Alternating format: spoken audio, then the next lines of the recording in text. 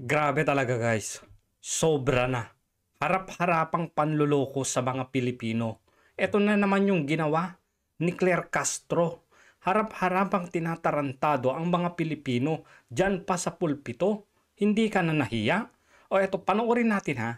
Magpapakita tayo ng mga ebidensya, ng mga documents na talagang tinatarantado na tayo. Inuugag na tayo ng gobyernong ito. O eto, panoorin nyo. Manggigigil na naman kayo dito. Idugtong ko na po since nabanggit yung Department of Health. USEC anti-smoking advocates are criticizing government, specifically Health Secretary Ted Herbosa and even the DSWD, for accepting and taking part in a turnover ceremony of mobile health clinics from a tobacco company, citing that it is in violation of a DOH and civil service circular which restricts government officials from engaging with the tobacco industry. This turnover incidentally was held at the palace grounds in the presence of the First Lady. Oh, turnover daw ha ng mga mobile clinics. Yan yung picture niya, no? Yan yung picture na yan. Ayan si Herbosa. Ayan si First Lady. Nandyan yung executive ng Philip Morris. May problema tayo dito guys. Mamaya i-discuss natin. Pero tignan natin kung ano ang isasagot nitong Claire Castro na to. Any comment from the palace? Do we have any proof that DOH Secretary Ted Herbosa was the one who accepted the donation? Nandyan oh. Love for all oh. Ayan yung picture oh. Hindi ba parte to ng DOH? Laboratories, mobile clinics? Anong proof ang gusto mo? Claire Castro. Ayan oh. Pero mas malala pa. Eto, tuloy natin. From the tobacco companies? Oh, but his mere presence in a photo op and You see? Kahit na hindi tumanggap, pero nasa photo op. Bakit ba? Ano bang problema dito? Tingnan nyo si Claire Castro makangiti oh. Ebidensya ka pa dyan. applauding yung actual turnover, pinuna po yun, and again citing that it is in violation of a civil service circular. Oh, in violation of civil circular. Tingnan nyo kung ano sasabihin nito. Po. Kung hindi po naman tumanggap ang DOH ng ano Hindi tumanggap ang DOH. Ang sabi nga niya, mere photo lang eh. Photo op lang, may problema na. Mamaya, tignan natin yung memorandum. man donasyon mula sa company ng tobacco company, wala po tayong nakikitang anumang violation sa sinasabi nating batas or Memorandum. Anong rule? Batas. Memorandum yun.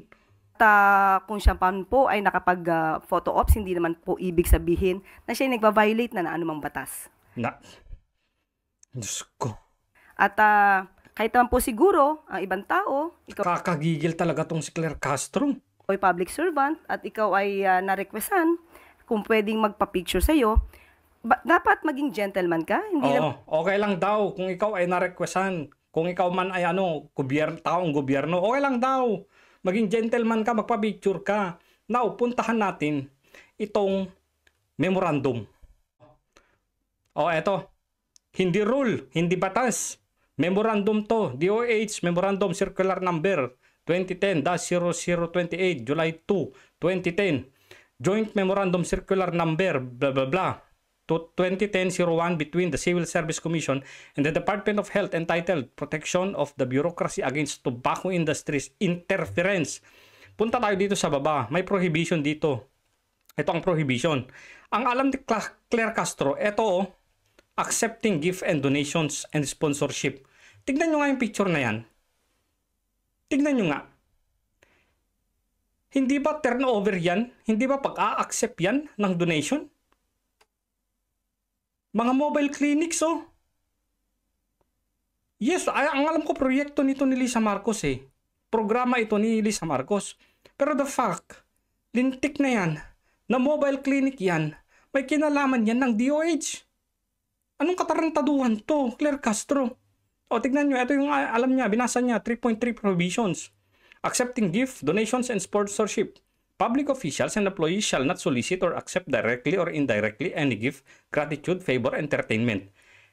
Public officials and employees, ha? Masasabi ba natin na si Lisa Marcos ay hindi public official or employee? Bakit may mga programa siya, di ba? So, bakit tumatanggap siya ng donasyon galing sa isang tobacco industry? Ba't ganun? Tapos walang problema. So, kung yung First Lady ang tumatanggap ng donasyon galing sa isang cigarette industry, okay lang? Walang violation? Basahin natin ito, public officials and employees shall not solicit or accept directly or indirectly any gift, gratitude, entertainment, loans, anything of monetary value in the course of official duty or in connection with any operation being regulated by or any transaction which may affect the functions of their office from any person or business related to tobacco industries. Gagi. Ngayon, taas natin. Punta tayo dito. Pakinig ka, Claire Castro. Unnecessary interaction with tobacco industry. Oh. Basa. Public officials and employees shall interact with the tobacco industry only when strictly necessary for the latter effective regulation, supervisions, or control. Transparency in all interactions with the tobacco industry shall be observed. Any unnecessary interaction with tobacco industry should be carried out in such a way as to avoid creation of any perception of real potential partnership or cooperation resulting for an account such interaction. In the event that tobacco industry engages in any conduct that may create such perception, public officials and employees shall act to prevent or correct this perception.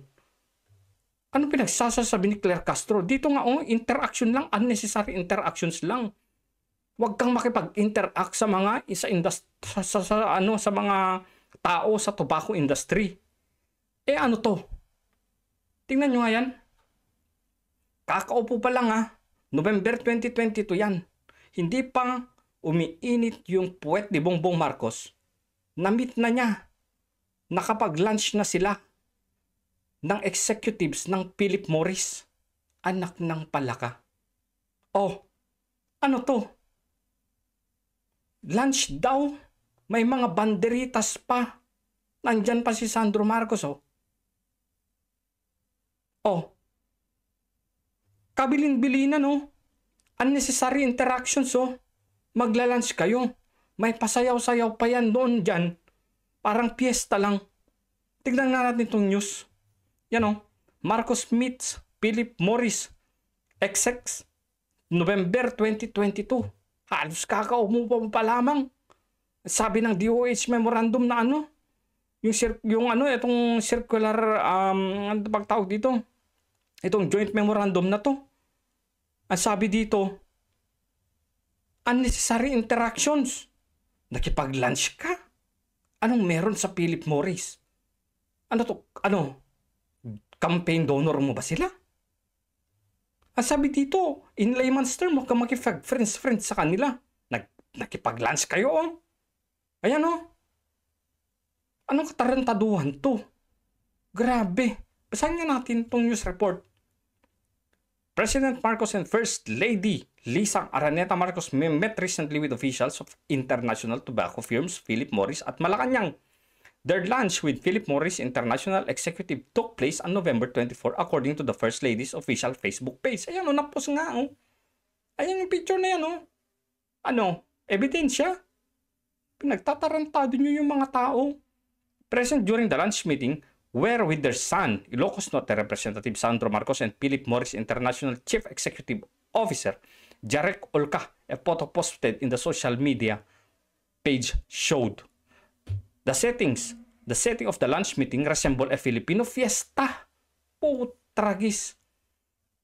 Meron ka pang team Filipino fiesta? As colorful flaglets or banderitas and dancers wearing traditional attire can be seen in the background. Oh my God! Special treatment? And ano ang dahilan na nakipag-meet kayo? Sige nga. Malacanang has yet to provide information about the topics discussed during the meeting. Meron na bang nalabas? Wala. In this website, Philip Morris International described itself as one of the world's leading tobacco companies with a global workforce of 69,600. Ang laki.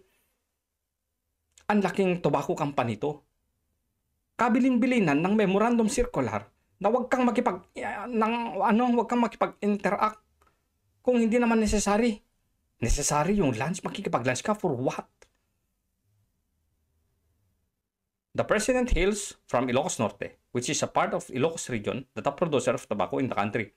The region produces 24.02 thousand metric tons tobaccos in April to June this year, accounting to 66% of total tobacco production according to Philippine Statistic Authority. Ano? Nakipag-meeting ka sa Philip Morris? Para ano? I-promote yung lugar mong Ilocos Norte sa kanilang tobacco product? Well, wala naman sigurong masama. Pero bakit kailangan may lunch pa? May pa-setting-setting pa na parang fiesta. Gumastos pa kayo. Diyan kayo magaling kakaupo nyo pa lang Nagva-violate na kayo ng mga kung ano-anong mga memorandum circular Apakasimple. Sabi dito, again in layman's terms, sabi, huwag kang makipag-friends-friends. Ano to? Anong katarantaduhan? Tapos sabi ni Claire Castro, wala namang masama. Wala namang masama. Ano yung picture na yan? Si Lisa Marcos ang tumanggap. Hindi na si Ted Herbosa. Si Lisa Marcos ang tumanggap ng mga mobile clinics galing sa Philip Morris. Wala masama? Sige nga, pag nagpa-picture, dapat gentleman ka. Anong katarantaduhan yan? Pinaglululoko niyong mga Pilipino Nakaka-high blood talaga tong si Claire Castro Are you willing to lie for the president? This is it. Kaya nga hindi niya masagot-sagot yun Question This is it. Ano? Tapos pag nagpatikos tayo ng ganito, papatawag tayo sa TRICOM. Pag nagpatikos tayo ng ganito, papasok ang NBI, papa-Interpol tayo. Anong klaseng katarantaduhan yan?